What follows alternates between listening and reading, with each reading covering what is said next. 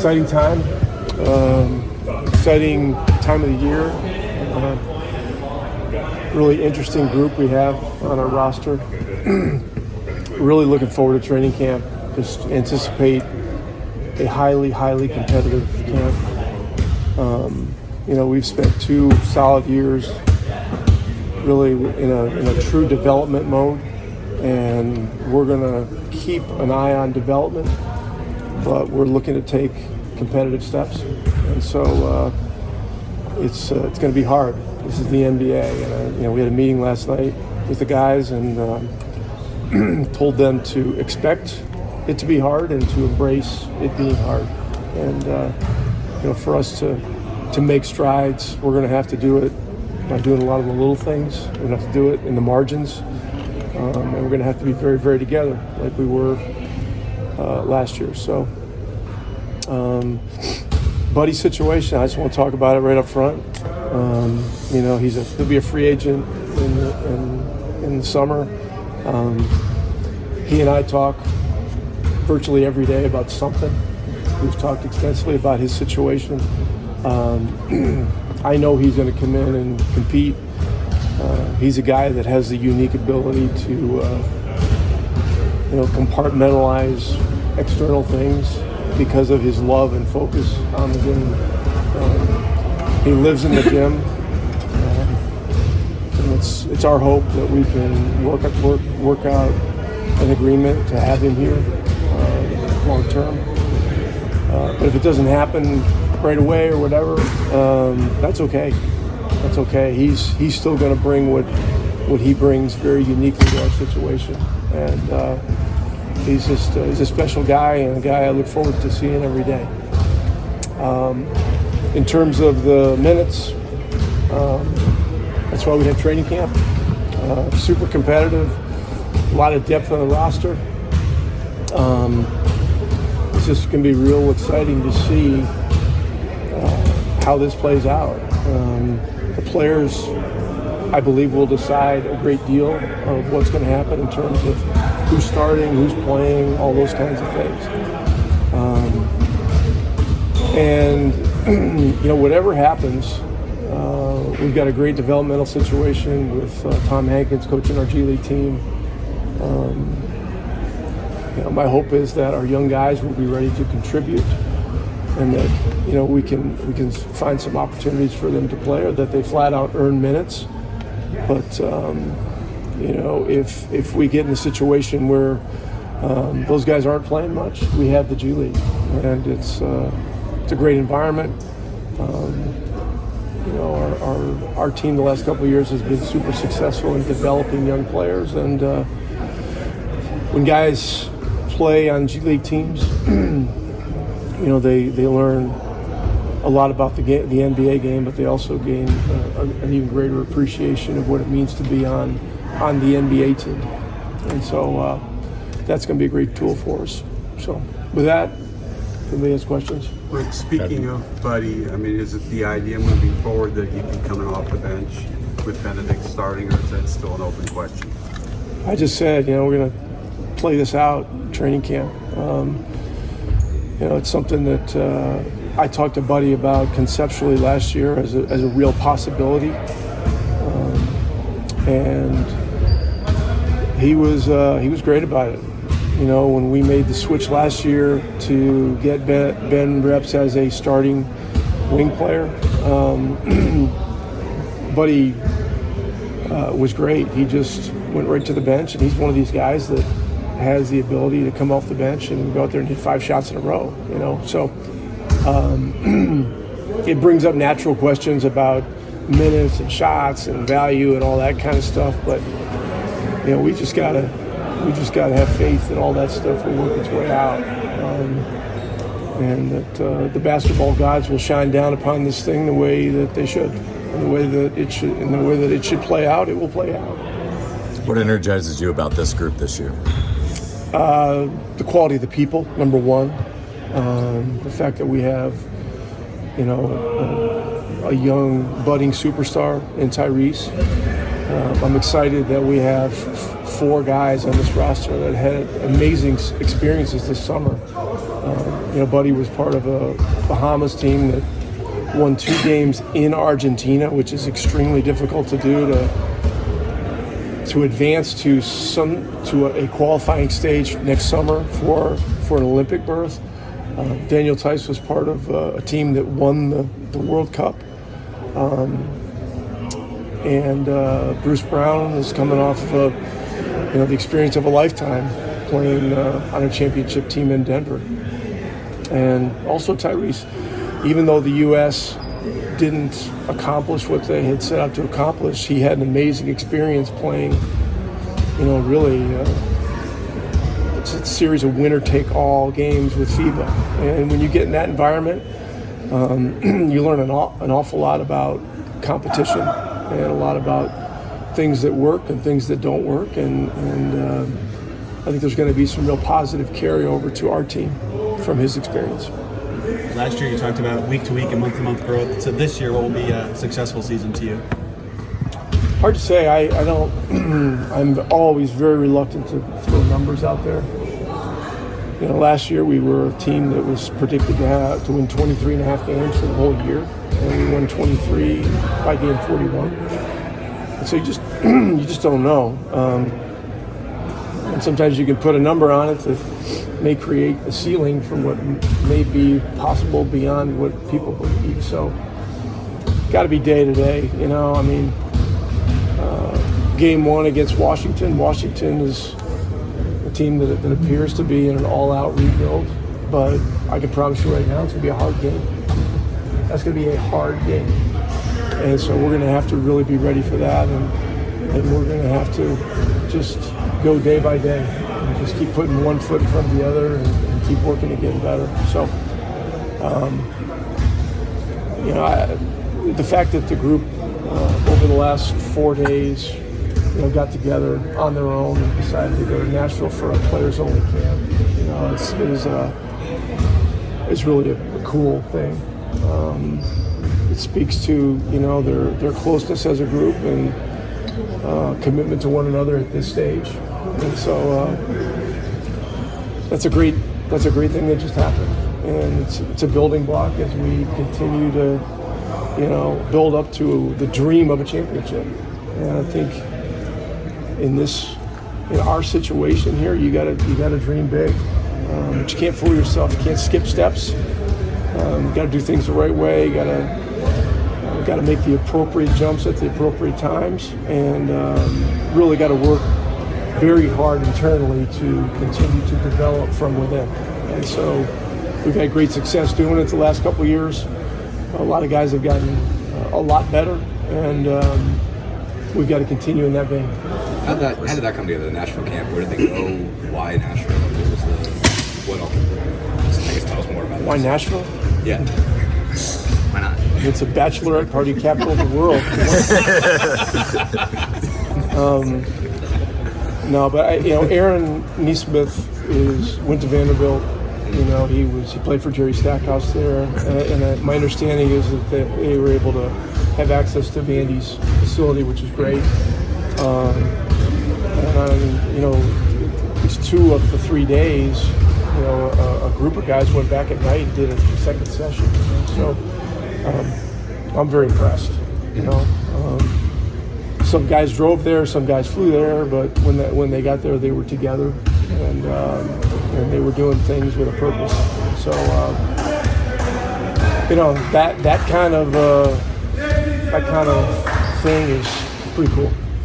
What kind of growth are you looking for from Tyrese as a leader of the team at such a young age? Is that something you're counseling him on as well as the play on the court? Well, Tyrese has such great natural leadership qualities. He's accountable. He's out front. He's an extremely hard worker. He's a connector on and off the floor. He had a lot to do with the Nashville thing, I'm sure. I think he and Bruce were the 2 guys that really were the guys that got everybody together. Hey, look, if you watch Team USA this summer, he was a consistent bright spot on that team. He played off the bench the entire time. and had a great vibe, had a great, approach to everything. And game after game, their second unit was a real highlight for the team. If you've been able, How do you improve this team defensively? Well, signing Bruce Brown was one important move. On NBA metrics, Bruce is a tier 1 NBA defender, and we've got some guys that are close to being tier 1 defenders that we've got to get there. This is just defense is partly strategy and partly just grit, and so we've got to, as a staff, we've got to dig deeper. We've got to make this an even bigger priority in year 3 of our staff being here, and it's the thing with rankings and so on and so forth.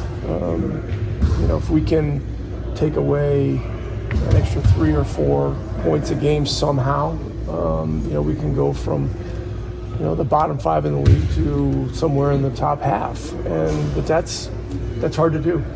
It's hard to do. It's hard to do over 82 games, but I love the challenge. We're going to embrace the challenge, and it's something that our guys understand is extremely important. Obviously, to your point, camp can take care of a lot of this stuff, but like you said, you add Bruce, you draft Jarris, and you guys have obviously put a lot of value on defense when it's come to personnel. But I mean, you could put together a really good lineup of defensive players, but they're not necessarily your most explosive offensive guys. What's important to you in terms of striking balances in your units, by having guys that can really, really score, but also balance them with guys that you have that you can really, really defend? There's no one on our team that doesn't have the ability to be better defensively. I've said this since really the beginning of training camp last year. Ben Mathurin has the ability to be a high-level two-way player in this league. He's made strides defensively, made strides this summer. It's going to be very important for his career and for our organization and franchise that he gets there. And it's work. I mean, to have that kind of responsibility at both ends of the floor is rare, but he's a young player that has the capacity to take on that kind of challenge, but we got to be right there beside him, and we got to keep showing him the right ways to do things, and we got to keep convincing this team how difficult it is to make these jumps defensively, and a lot of it comes down to simply being able to close out, guard one-on-one more effectively, and go get the fucking ball off the rim. I mean, that's it. And so, we're looking forward to the challenge. The 4 preseason games that we have will be good for us. One other thing I want to mention is that the Fan Jam on the 14th, we're going to treat not like a typical Fan Jam. We're going to treat it like a real intra-squad game. We're going to have league-assigned officials. We have some G League officials that have been assigned to the game. We're going to wear real game uniforms, and we're going to do this as a real game, not just a kind of a normal kind of fun, kind of go out there and shit fuck around. And so this will be really essentially a 5th exhibition game for us. And so that's going to be really important because that game falls during a period where if we had a 5th game, that would have been the perfect time to have it. So we're going to create as competitive a situation as we can. Lloyd will coach one team, Mike Weiner will coach the other. Our support staff will support them. But it'll be a different approach to Fan Jam, and I think our fans will really like it. what influenced that change in approach? We're just not happy the way the a decision that I made to do it, basically, and just the fact that the opportunity to something like this was there. There's no limit to doing it. I talked to the league about getting some league assigned either regular officials or G League officials. They're getting us some G League officials, which is great. And I expect we're going to have a lively building. It's on a Saturday at 1 p.m. on the 14th. Does that sound right? Yeah. So, let everybody know on your podcast and all that other stuff. You talked about Ben starting. Obviously, he's got to earn it, to your point, as you said. But how important do you think it is for him? You mentioned a lot about the term responsibility at the end of last year when he was starting. For his continued development, as you said, that's important for this franchise. How important do you think it is that he earned it and he be in a position to be a starter this year? Yeah, I mean, this is part of the uncomfortable question. How much do you give it to him, and how much does he have to earn it? Right. So, listen, this is one of the most competitive young players I've ever been around. I mean, a guy that has an insatiable capacity to work and get better, and constantly is asking me and the rest of the coaching staff to coach him harder and harder. So stay tuned. Stay tuned. I mean, he's learned an awful lot in a year. He's made amazing strides as a teammate, as a guy that understands the details and nuances of the game. And the thing that young players somehow have to understand is, the goal of being a star has to also meld with being a great teammate, being a guy that's great on both sides of the ball, and being the kind of player that a championship roster can be built around. So there are great challenges. There are great motivations for him and so many other guys on our team. Like, look at a guy like Toppin. I mean, he gets traded here, and one of the other things that gets me really excited about this group is just how thrilled he is to be here, to be in this environment, to play with a guy like Tyrese. Aaron Neesmith has had an amazing experience here. Jalen Smith has had an amazing experience here. Indiana is a special place. This is a special place, a special basketball place.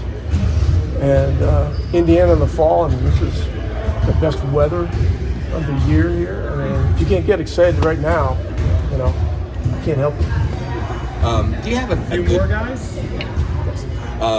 As far as going into a season where camp can be this important, where you have kind of a lot of potential battles for wide open stuff, do you have a good analog for this in your career where you had a team? A good what? A good analog for this in your career, a previous season where you looked at camp this way, where there was sort of this much that was up for grabs, that there was this, I guess, much of many guys that were. Yeah, I mean, this is a bit of a rare situation. Right. We've got a roster full of exciting, young, talented guys on great contracts, and so there are a lot of decisions that are going to have to be made in the coming months. But right now, I mean, we laid it out last night at our team meeting that what we're going to need to be about. There's the term that I like is competitive integrity. I mean, if you really want to be a championship teammate, you've got to do all the hard things. You've got to be a tenacious competitor defensively. You got to fight like hell competing against the guy you're directly competing with for minutes, and then you got to encourage him if he's playing ahead of you. So it's there's a lot to this. There's a lot to this, and we've got to keep teaching and preaching the important principles of high-level championship habits. Because if we don't, if we don't convey this the right way, how are our guys going to know? Will you take it easy with any of the guys who did World Cup, or is that not necessary? That's a good question. I've talked to Tyrese about this. There's a pretty good gap between World Cup and now. I'm not worried about Daniel. He only played 8 games last year, so even though he played a bunch of minutes for Germany, I'd expect him to be fresh. There's one practice day on the schedule that may be a day we back off with Ty a little bit. But the rest of it shapes up pretty well, I think. So we'll see. And that would be the second day of practice. And I've talked to him in detail about it. You know, we're going 3 days on, 1 day off, you know, to start with. So we'll be practicing Tuesday, Wednesday, Thursday. We'll be off Friday. Saturday we'll practice and leave for Memphis, and then it's on. I mean, then this stuff just starts flying, you know, full bore. You've talked about earning it, so did Chad with some of these battles. What will be the important factors or deciders for you in who earns it or what they have to do to earn it? I think, look, we've got a lot of guys that can score. Unselfishness, along with defensive impact, is going to break a lot of ties. How does chemistry then play into that with guys in the starting five? How so? Just their ability to do that versus guys who might mesh a little bit better on the floor versus, you know, just kind of the guys who stand alone and are better versus not. Just kind of evaluating even more into that. Well, from day one, we're gonna preach offensively that we got to be a team that plays fast, that plays as randomly as possible, that moves it unconditionally from person to person to try to find the best shot for the team. And you know, the collective willingness to do that will dictate our chemistry. And like the things that happen offensively have a direct correlation to what happens defensively. And again, players aren't dumb. Players know who's going hard, who's making the effort defensively, and those kinds of things do contribute a great deal to the team chemistry as well. So these are all things that, you know, in a decision-making position like I'm in, you know, I'm very, very curious to watch and see.